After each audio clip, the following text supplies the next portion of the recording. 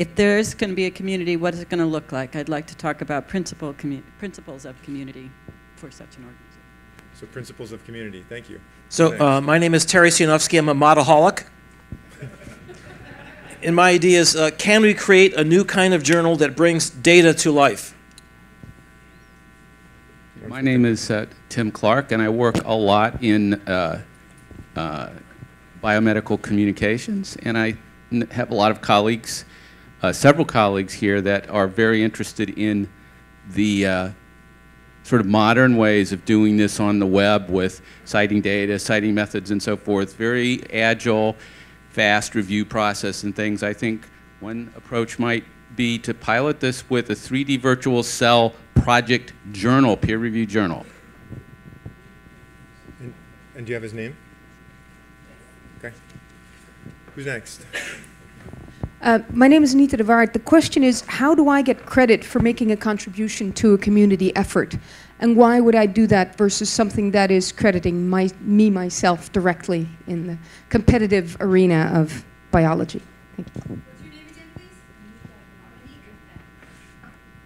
Thank you. Ladies first. Okay, my name is Anna Kasura-Fried.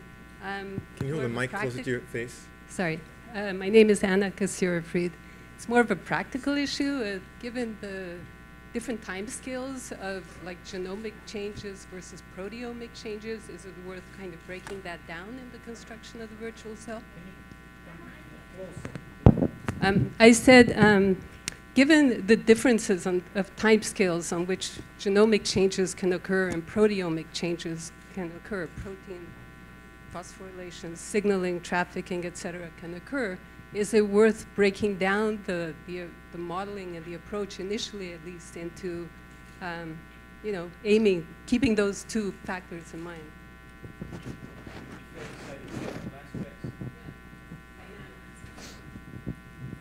Great, thank you. So, gentleman over there, yes. Okay, model reproducibility.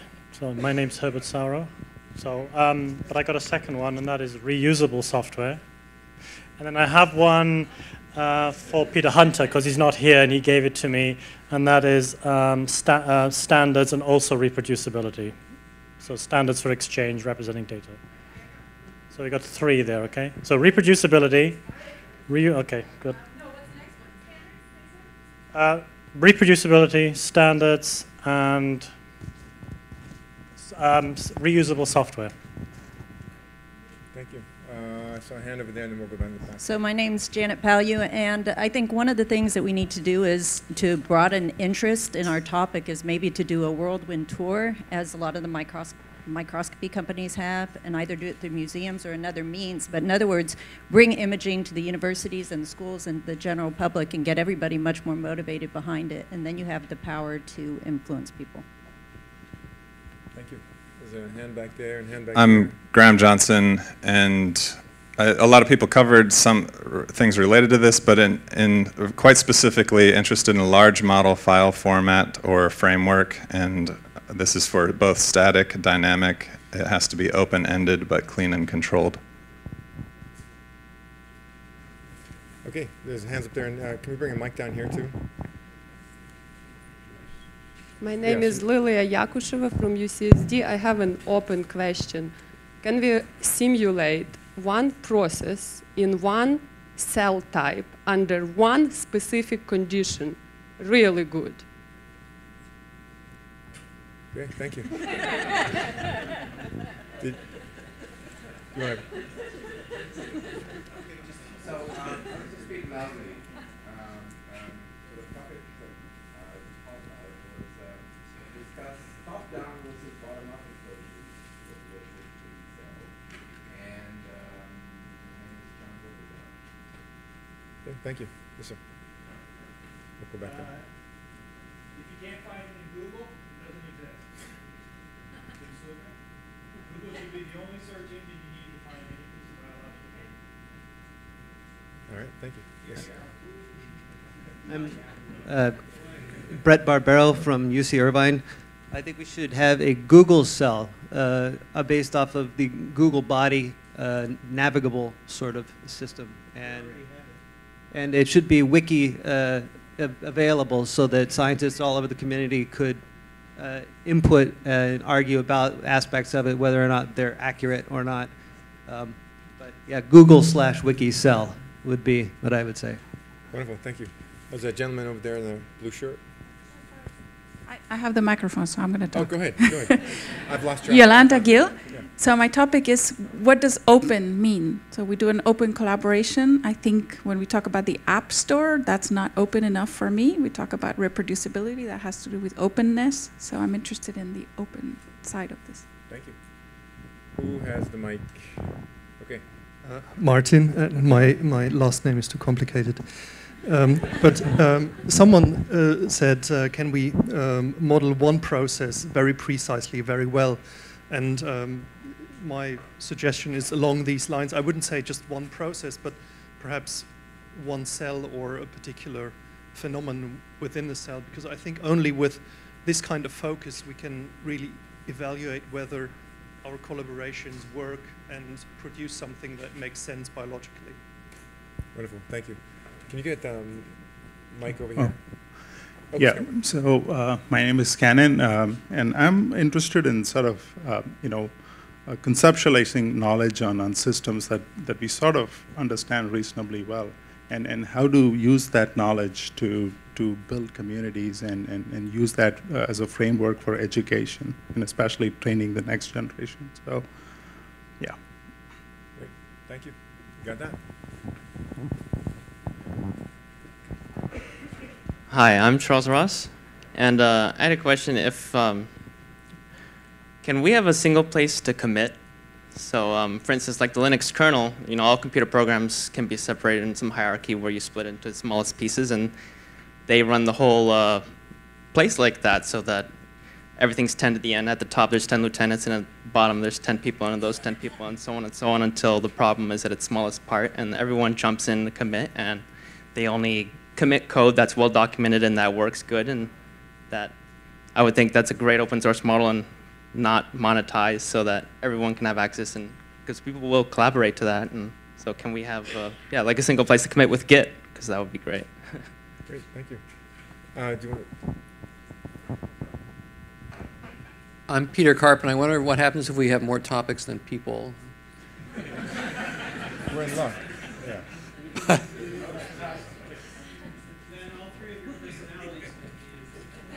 So my topic is the literate model idea, and can we refine that? Wonderful. Did you want to share something as well?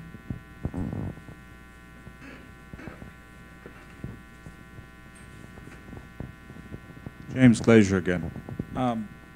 I have a long list of possibilities, but the two things that really came to mind were, one, can we come up with unambiguous but method-independent, portable languages to specify biological models? And that's happened in SBML to some extent, but can we take that lesson and generalize it to other scales? And the second one is broader, which is, what is the infrastructure we need to realize the unification of experiment and simulation? What is the computational, informatics, and so on infrastructure that we need to unify experiment and simulation, so we don't think of them as separate topics? Thank you. Anyone else? Yes, a couple back there. So. My name's Steve. My topic is, how do we deal with competition from within the community? Which is kind of what he said. Okay. How to deal with competition within the community.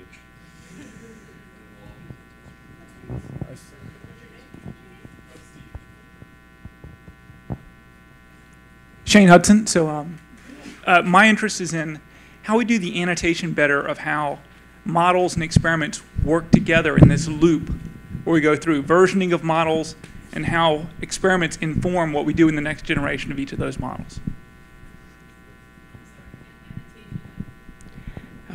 Art Olson. I'm interested in the question. Annotation of how the models and experiments relate to one another. as we go through these cycles. Oh, okay. Yeah, I'm interested in the question of the non-virtual models. Can we make physical models that behave in ways that cells behave, and use those to help construct our virtual models? So, the role of physical models.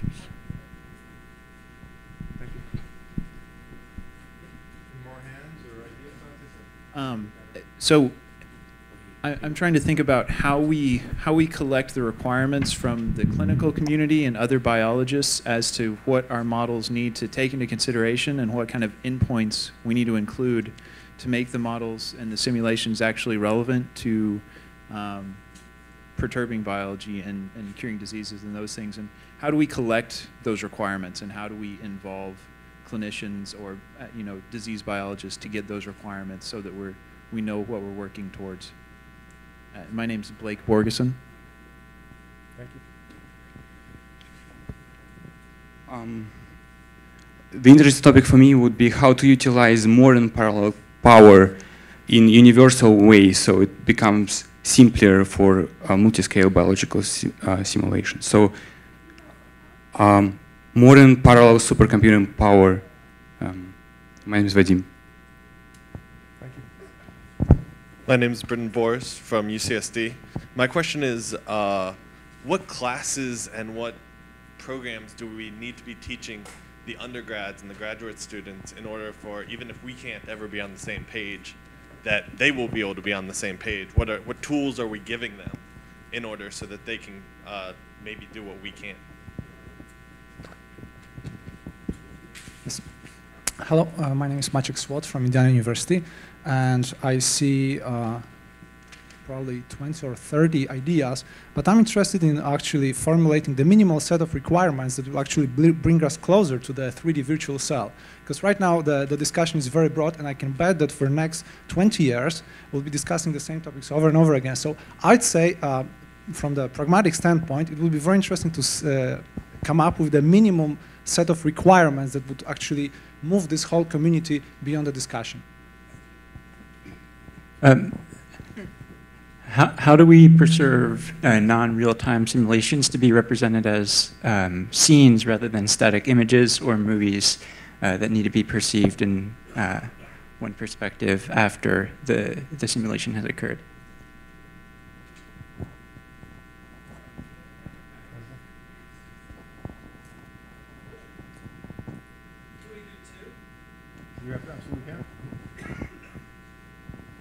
So in the same way that Art mentioned physical models, I'd like to call attention to the problem of looking at time domain in models, where it's very difficult to look at multiple time domains in an animation.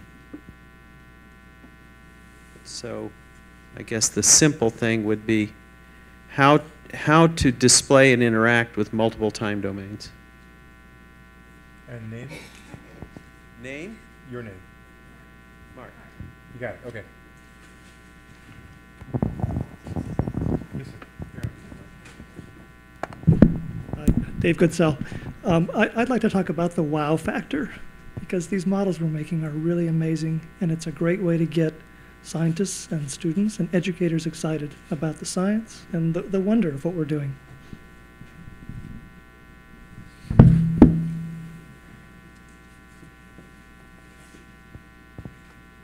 Any other ideas, topics, suggestions, questions? Yes, sir. There's Mike behind you. Should be on? Okay. This adds to the one suggestion about the wiki and the Google, but one of the aspects that would be make that particularly valuable is to encourage rigorous testing and validation of models. So once you submit a model, you get feedback, but you also get a discussion about what kinds of experiments are needed to really validate that. The second suggestion is to develop some semantics similar to what the National Library of Medicine has done with mesh headings for PubMed, so that we can categorize models and be able to search for them and categorize them. Don? Thank you, Don. Any last thoughts? Anything been stimulated? My topic is how do we combine softwares and models together along with data? How do we make things that can talk to each other and leverage the different expertise that we bring to different aspects of the modeling and the data? My name is Chris McClendon. Hey, Chris. What's that? We still got Wall. Going once. Oh, we got a buyer. My name is Elizabeth, and I wonder how it is that you can remember that there are people in this room, and how it is that you bring their people resources to all this modeling. I'm concerned that the modeling is very visual, and I wonder if there were any men in this room who were colorblind and couldn't enjoy the slides the same way that I enjoyed them. I also am a little bit concerned about what I appreciate, the competitiveness of a work environment where people do need to earn a living. But I wonder if moving towards something like a game night, where things like ice cream and candy are shared instead of beer and wine and cheese, might bring some of the childhood type mentality to some of the thinking that may be required to solve some of these problems. Well, you can use some of those sugar-free candies. Thank you. All right, last chance. So, we have a number of ideas up there. I'm lost. This is way more than I expected. No. So, Phil, your job at some level is to cluster them. Your job is to answer all that for them.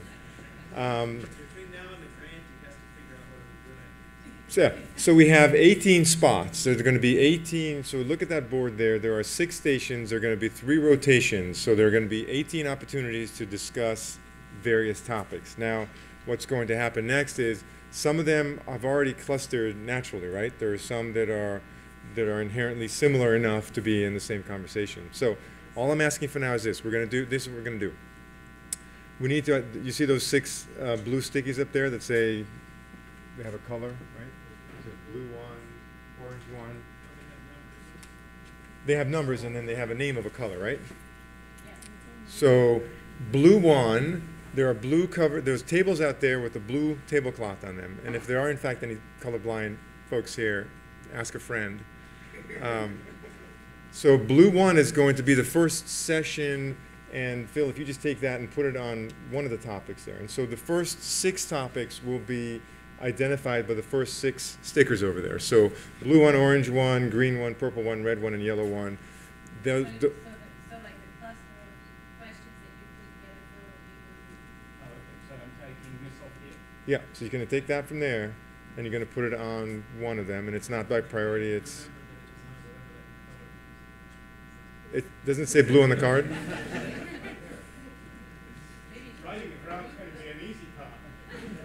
All right. This is going to, yeah. So that's blue one, and then why don't you do the same thing with the other 5 colors? So just identify the first 6 sessions. So that's what's happening here. The first 6 sessions are being identified. Then what you're going to do in a moment is this is going to be a little bit of a chaos, such as life, and then there's going to be order.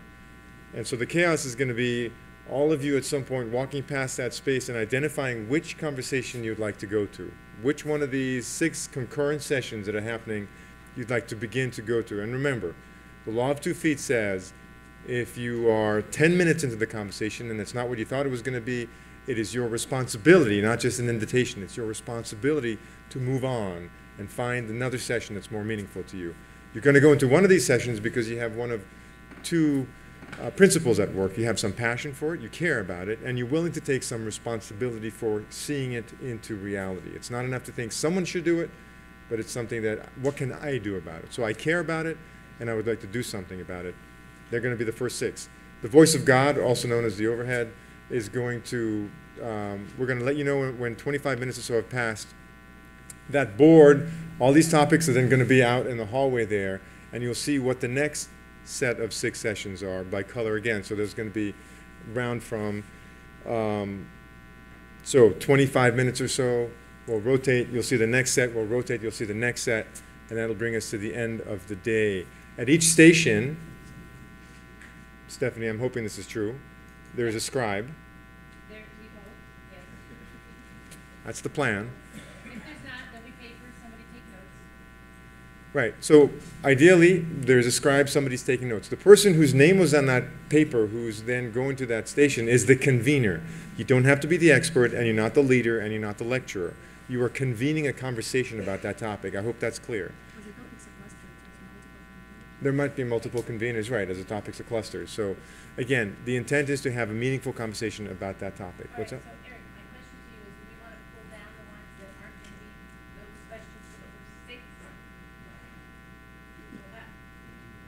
Yeah. Well, you can put the first 6, we don't have a lot of space. How about on the board? So just put the first 6.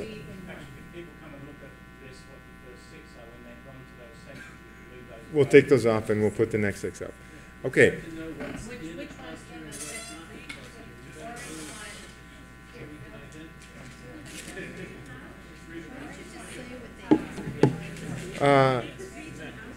Read them out. Be less chaos. Okay. So you guys are collaborating already. This is wonderful.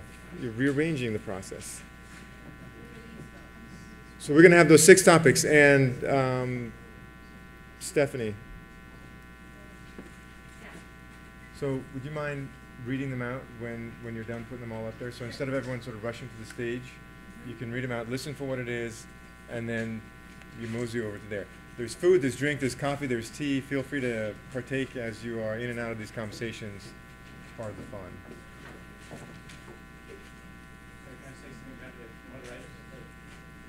Sure. So if you agree to be a scribe at a table, then just pick one of these tables if there's no one at, and just be at that table. Just take some notes. And when you get to the table, there'll be a sheet on your table that has the name of the topic and the names of the people who were there. So we want to be able to have a record of who was in the conversation so that for follow-up, obviously, these are the people to engage with around that. All right, it's coming together.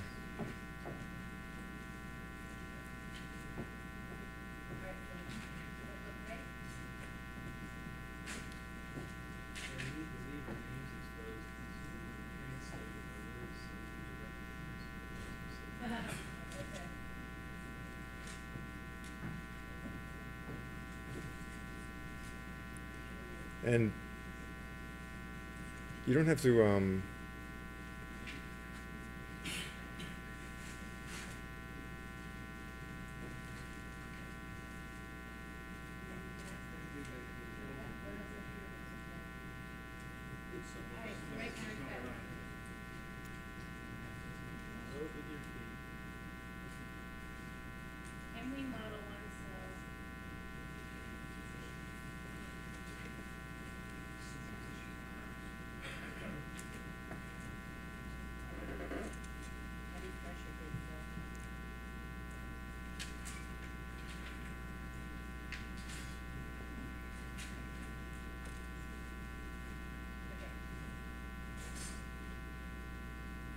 we still have 2 more sessions after this, so we don't have to overcluster them.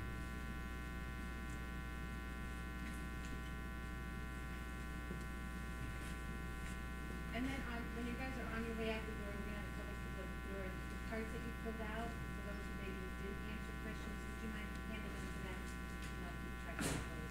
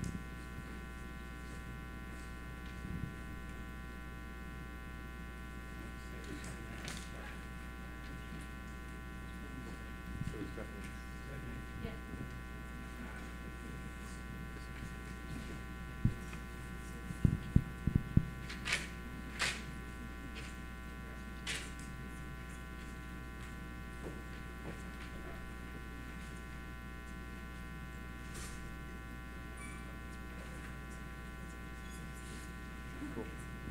All right. Who'd like to do the honor? Read them out. I'm going to switch one because this one has more slots and this one has more people.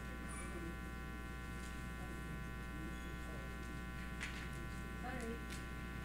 Okay. Shall I try and encapsulate? Yeah, so you're going to read off the group topic and where it's going to be. And folks, take note of which group you want to go into.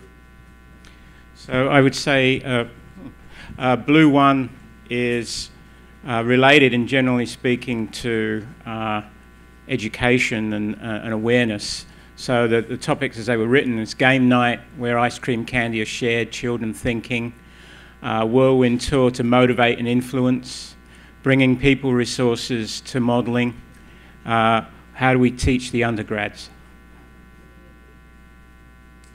So that was the first group. That's one, great. Orange one, so that was blue one, sorry. Orange one is competition and principles of community. Green one is reusable software. Purple one, if you can't find it on Google, it doesn't exist. The whole Google cell notion, wiki, and so forth. Red is standards, large file formats, infrastructure to unify, and developing semantics. And then yellow one is new kinds of journal that you need to bring to life, bring this to life, modern ways of doing things on the web, new kinds of peer-reviewed journal, 3D versioning. Excellent.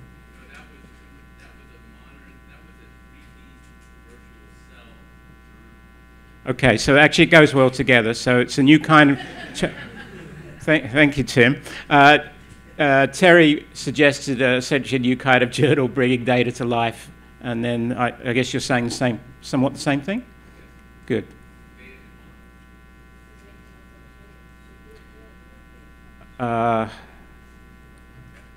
Probably. Yeah, we'll get the second round. So, yes, sir. Phil, it's not my topic, but the third one down under red, I could see that as a whole separate session that's kind of independent from standards. Because I think it's asking how do we change how people think in science so that we can unify experimentation. This is James's topic. No, you meant something, yeah. Thank you, Peter, and that was a mistake. So which one goes out? Semantics can go back, and we'll have that in the second round. Doug? Perhaps get the folks who were asked to be scribes and note takers to sort of volunteer and pick which one they would like to do here. Hopefully we've got at least 6 of us here in the room. Get it sorted out now. Who's got what? Yeah, so if you agreed to be a volunteer scribe here, can you step forward? Thank you for... Yeah, no, come forward. So we only need 6. We need... So it's the first 6. Keep coming, don't stop now. These are all my good friends who couldn't bear to say no.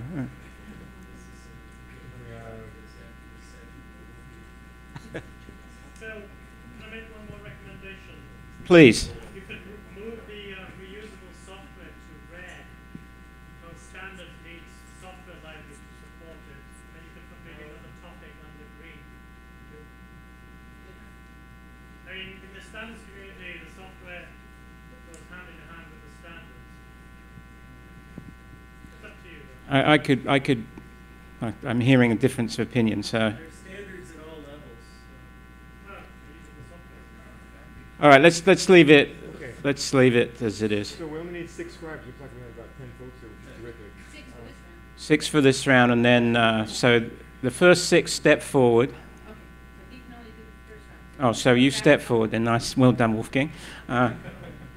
Pick one that you like.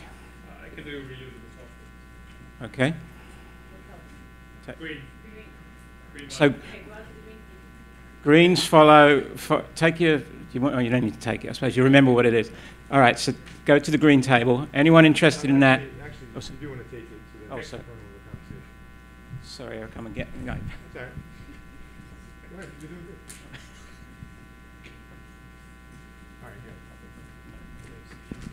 All right, so we'll just do it kind of quickly. Sir, red one. Take the red one and grab the sheets. Blue, grab the blue. Take the yellow. And folks, you've been noting what's what and who's where. What do we have? We need someone for the purple. We need somebody to come forward and take the purple. Purple? Okay, take the orange and purple. Wonderful. So you know where your tables are. And scribes, take the notes and write who's there.